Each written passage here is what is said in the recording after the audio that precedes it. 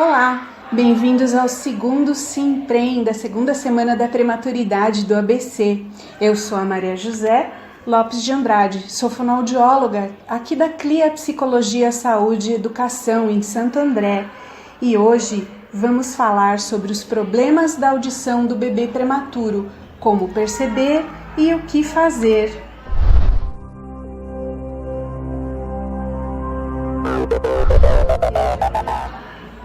O ano passado já estivemos aqui conversando com vocês a respeito da audição.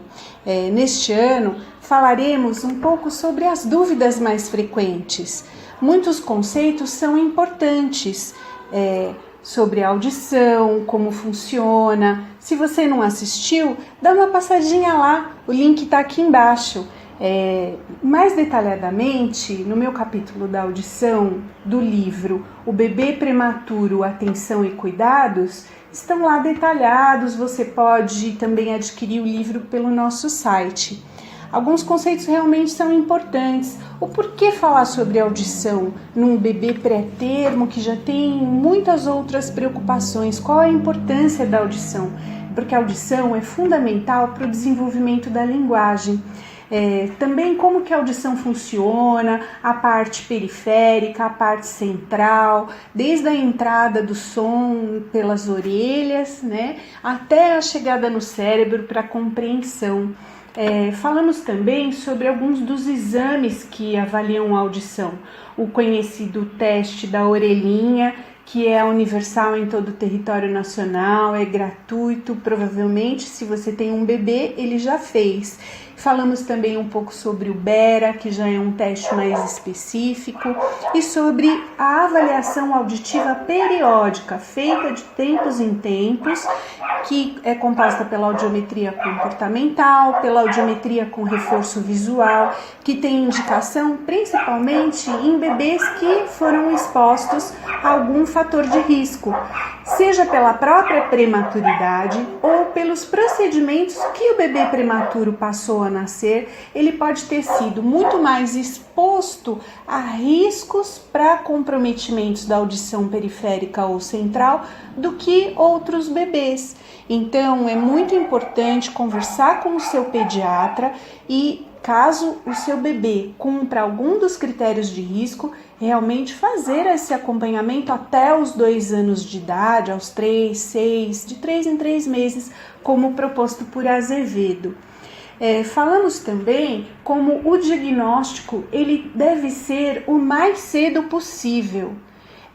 A urgência disso é muito, muito importante, porque é o diagnóstico que vai orientar a conduta médica. O médico vai saber, a partir do diagnóstico da audição do seu bebê, o que orientar, se ele vai para uma intervenção cirúrgica, se ele vai para um implante coclear, se o médico vai indicar o uso de aparelhos auditivos, se ele vai para terapia de audição e linguagem. Então, quanto mais cedo, melhor, porque a nossa intenção é minimizar os efeitos de qualquer problema da audição sobre a linguagem, sobre a aprendizagem e sobre a interação social. Nós vimos ainda também que o comportamento auditivo ele vai gradualmente evoluindo. Então, quando a gente fala o desenvolvimento da audição, muitas vezes as pessoas perguntam: como assim desenvolver? O ouvido já não está pronto? Sim, o ouvido já está pronto. Nós chamamos de orelha, né? A orelha já está pronta na 16ª semana de gestação. Então, o bebê ainda na vida intraútero, ele já está escutando. O que vai maturando com o tempo é as vias e o cérebro. Então, o comportamento auditivo, ou seja, como que aquele bebê responde aos sons, passa por fases do desenvolvimento. É importante conhecer essas fases e comparar a fase, o que é esperado naquela fase para o bebê com desenvolvimento normal e comparar com o seu bebê, sem neuras, né? Sem ficar testando o seu filho, mas só para orientar que você procure o seu médico para uma avaliação mais apurada. As pesquisas mostram que ao longo do primeiro ano de vida, os bebês prematuros já equipararam o seu desenvolvimento da audição com os bebês nascidos a termo.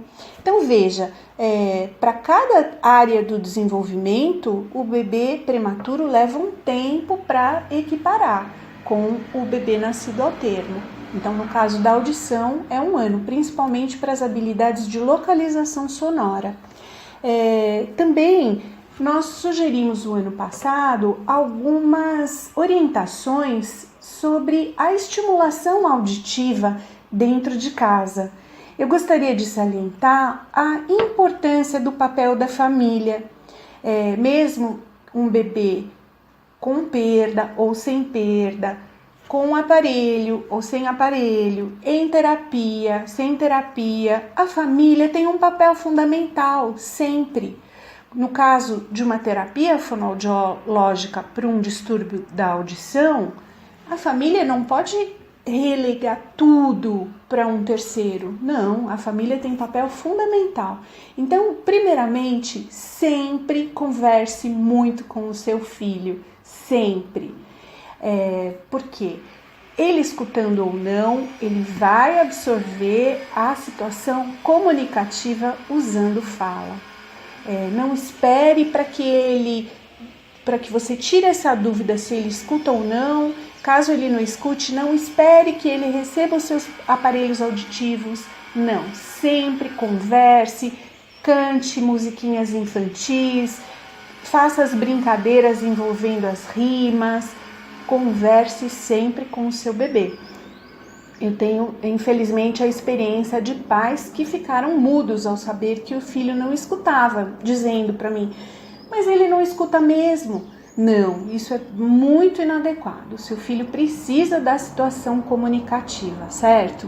E outras dicas também do ambiente acústico dentro de casa que está lá no livrinho, ok?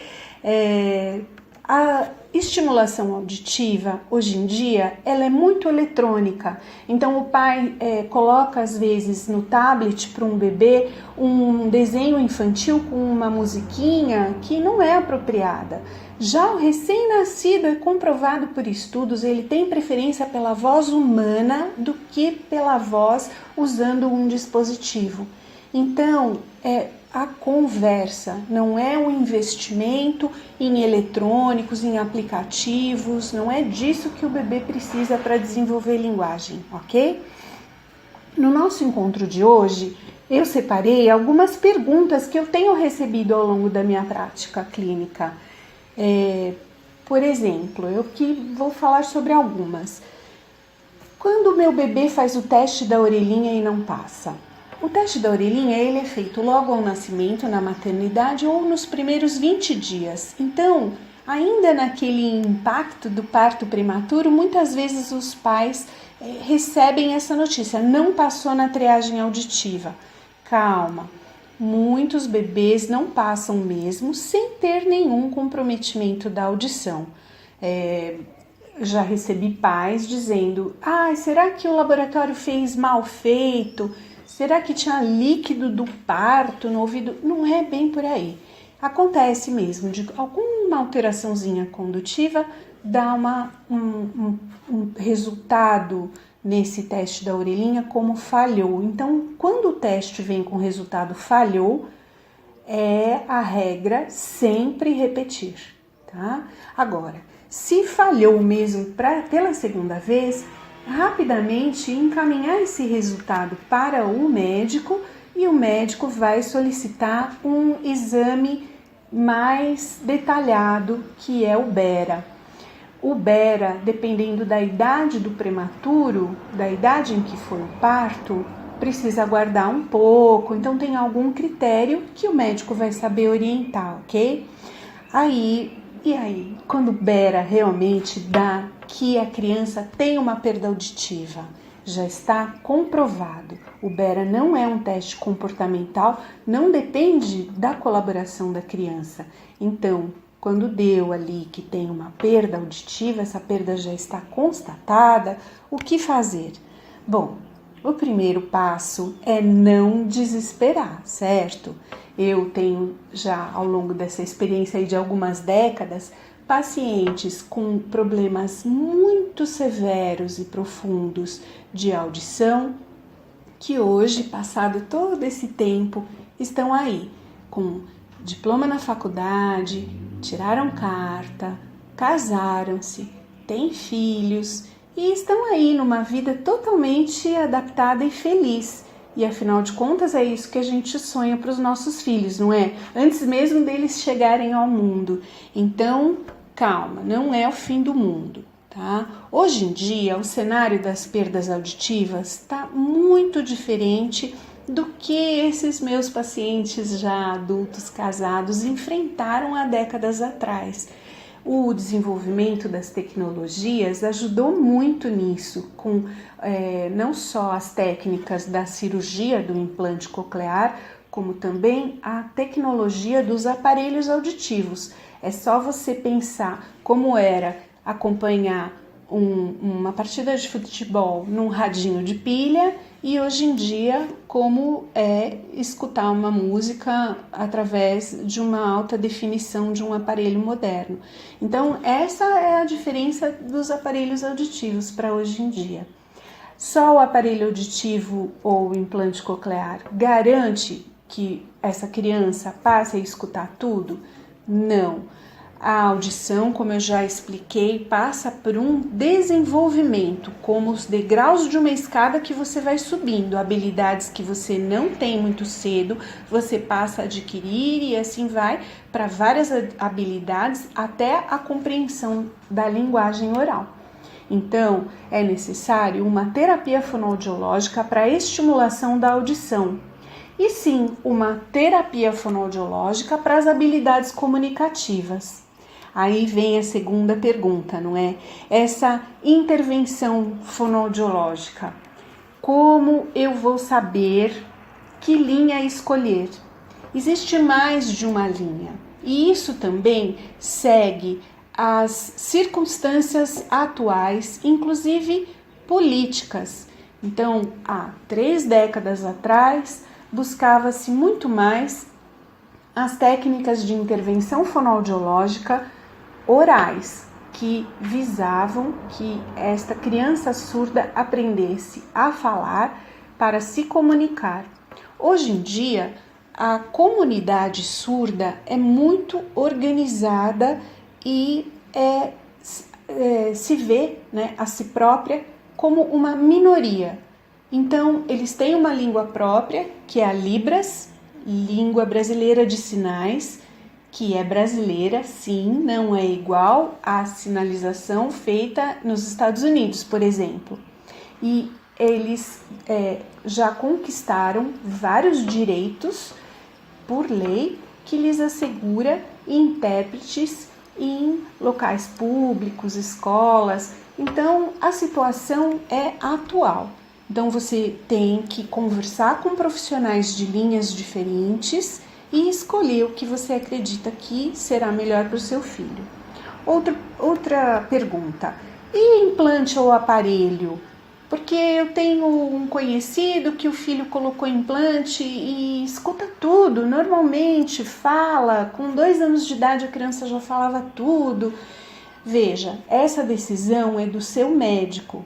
Para você poder fazer um implante coclear, existem alguns critérios de eleição. Não são todas as perdas auditivas que asseguram a realização do implante. Então, aí não é muito da escolha, ok? Como escolher a escola? Essa é uma pergunta difícil. Isso também, hoje em dia, está muito diferente, porque as escolas adotam, querendo ou não, políticas muito mais inclusivas. Por que querendo ou não? Porque, por lei, elas não podem negar uma matrícula. Mas é importante que você, como pai, observe se essa escola tem realmente interesse em ter essa criança, que ela não vai só ser obrigada a matricular, mas deixar essa criança ali, afastada, só para brincar na hora do recreio. A escola tem um papel muito importante de estímulo de linguagem. Então, a escola regular, a escola e o convívio com crianças ouvintes com desenvolvimento normal de linguagem é sim muito importante. Mas a escola tem um papel de aprendizado pedagógico que não pode ser menosprezado porque a criança tem uma peculiaridade. Então, a escola precisa ter uma disponibilidade de fazer uma adaptação curricular efetiva quando necessário, ok? E a pergunta, e o que fazer em casa?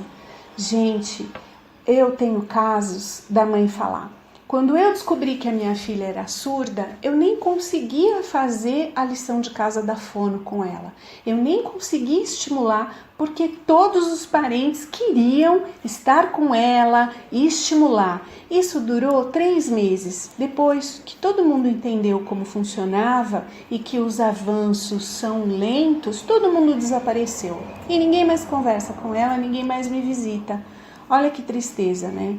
Então, é um caminho longo, é um caminho que traz, que exige muita paciência, determinação, dedicação, mas que traz muito mais gratificação do que frustração. A cada som novo, a cada palavrinha nova, a cada emissão espontânea da criança é uma grande comemoração. Eu tenho uma mãe muito querida, o filho dela já é casado, formado. Ela diz que o filho teve tantas dificuldades e ela tem certeza que ela teve muito mais felicidades do que as mães que os filhos vai fazendo todas as conquistas e elas nem são comemoradas porque elas são naturais, certo? Então, outra coisa é assim: dentro do consultório de fonoaudiologia, a fonoaudióloga vai ensinar alguma palavra, seja no dicionário de Libras, seja no inventário da linguagem oral da nossa língua portuguesa. Agora, a experiência do que aquela palavra significa é papel da família. Nenhuma criança aprende por uma figura num tablet, por uma ilustração num livrinho. Então, poder viver, poder experienciar, poder passear, conhecer, ir à feira, mexer nos legumes, ir para a cozinha com a mãe, mexer com os animais, conhecer as coisas da natureza, as plantas, a chuva. A experiência é que vai dar significado para cada palavra que aquela criança aprender. E isso é papel da família. Em consultório é tudo falso, é tudo de mentira. Então o papel da família aí, como a linguagem, como um conhecimento do mundo, é fundamental. Ok? Bom, gente, a pergunta final é: meu filho vai falar? Meu filho vai escrever? E eu falo que a gente tem que ser sempre palavra de esperança. Sim, ele vai. O caminho é longo, é difícil, mas qualquer dia eu trago depoimento para vocês de surdo profundo falando. As pessoas pensam que ele é estrangeiro. Tá combinado, hein? Eu trago para vocês. Enfim, poderíamos falar ainda sobre muitos outros questionamentos que são frequentes e também gostaria até de me aprofundar mais explicando como funciona o aparelho auditivo, como funciona o implante coclear, quais as linhas de reabilitação, mas hoje vamos ficando por aqui. Agora, se você tem alguma questão, comente aqui embaixo pra gente, eu teria o maior prazer em responder. A gente quer sempre melhorar, então, por favor, coloque os seus comentários e se você gostou, deixe seu like, compartilhe, ok? Muito obrigada. Não, depois lá. Não. Pode ir. Boa noite, eu sou Helena, mãe do Leandro. Meu filho com 2 anos de idade, descobri que ele era deficiente auditivo. No momento eu não queria acreditar. O médico, quando deu o diagnóstico, me perguntou: mãe, você acha que seu filho é deficiente? Eu falei: não, eu não acho que ele é deficiente. Ele falou assim: mas ele é deficiente. Na hora foi um susto, um choque. A gente fica sem chão, para o que vai ser de meu filho? Mas a gente reflete e vai procurar ajuda. E realmente foi o que eu encontrei. Meu filho fez fono de órgão 8 anos. Com 4 anos ele ainda não falava, mas eu não desisti. continuei, fui persistente e hoje meu filho está assim, fala até bem pela perda que ele tem, que é muito severa. Então vale a pena a luta, que vocês não desistem, que vale a pena lutar por novos filhos. Pode ir. Olá, tudo bem? Eu sou o Leandro. Como a minha mãe falou, eu tenho 32 anos e quando eu nasci como uma pessoa normal. Com 4 meses eu adquiri a deficiência auditiva com perda profunda e hoje eu utilizo o aparelho no ouvido esquerdo, que é um aparelho bem forte. E hoje eu tenho uma vida normal, assim, graças à fonoaudiologia que eu fiz, e sou formado em administração, assim, tenho um filho de 2 anos e meio, me casei, eu dirijo, eu tenho praticamente uma vida normal. Hoje eu trabalho numa multinacional, trabalho numa área financeira, então eu tenho uma vida praticamente normal, como eu falei, e espero que vocês, assim, entendam, assim, que a perda, assim, o grau de perda, você não vai definir a qualidade de vida, assim, o que vai definir é a força de vontade de querer buscar o melhor para você e tá sempre se aperfeiçoando. Isso como todo ser humano, assim, tá sempre buscando se aperfeiçoar e graças ao meu tratamento que eu fiz, é que hoje eu tenho uma vida normal. Hoje eu sei falar Libras também. Por que eu falo Libras hoje? Eu tenho muitos amigos surdos que só falam só por Libras, inclusive a minha esposa, que eu conheci, quando eu me casei com ela fala em Libras, e o meu filho, eu ensino ele a falar tanto Libras, tanto a linguagem normal, que é o português, aqui para tentar falar com ela, falar comigo. E hoje em dia está muito diferente do que no passado, em 85, 87. O acesso à educação, à tecnologia de hoje ajudou muito os deficientes auditivos, uma percepção da comunidade dos surdos lá, que hoje tem um vocabulário muito melhor, que graças às redes sociais, assim, um compartilhamento de depoimento, a lição de vida, assim, como que eles conseguiram ir além, e isso, então, como conseguiram barrar essas barreiras, ultrapassar essas barreiras, o obstáculo. E eu aprendi, como eu falei, eu aprendi a falar Libras, eu já dei aula de Libras, e foi muito legal isso. Eu aconselho a todos, assim, hoje o acesso está muito fácil, assim, não tem, continua tendo algumas limitações, sempre vai haver preconceito, assim, mas isso a gente não pode ficar preso a um preconceito, isso a gente tem que levar uma vida normal, uma vida adiante. Isso, como no meu caso aqui, eu nunca me levei pelo lado do preconceito. Assim, preconceito tem não só deficiente auditivo, mas de todos, deficiente, cadeirante, físico, assim, tem essas limitações, esse preconceito, discriminação, assim, é uma falta de formação da sociedade, é uma sociedade lá, e hoje eu posso mostrar para vocês aqui, tem muitos canais no YouTube. E gostaria também de falar para vocês, se você conhece 2 ou 3 pessoas que possam ter interesse nesses temas falados hoje, seja por um bebê prematuro na família, seja por ser da área da educação. Hoje falamos sobre a audição do bebê prematuro, como perceber, o que fazer, e abordamos dúvidas, que pode ser também as dúvidas de muita gente, não é mesmo? Que escola escolher, aparelho auditivo ou implante, que método de reabilitação escolher, e agora esse bebê não escuta, como eu devo agir com ele em casa? Então, envie para alguém da sua lista, ok? Então estivemos aqui, mais uma vez, nesse 2º simpósio interdisciplinar da prematuridade. Obrigada!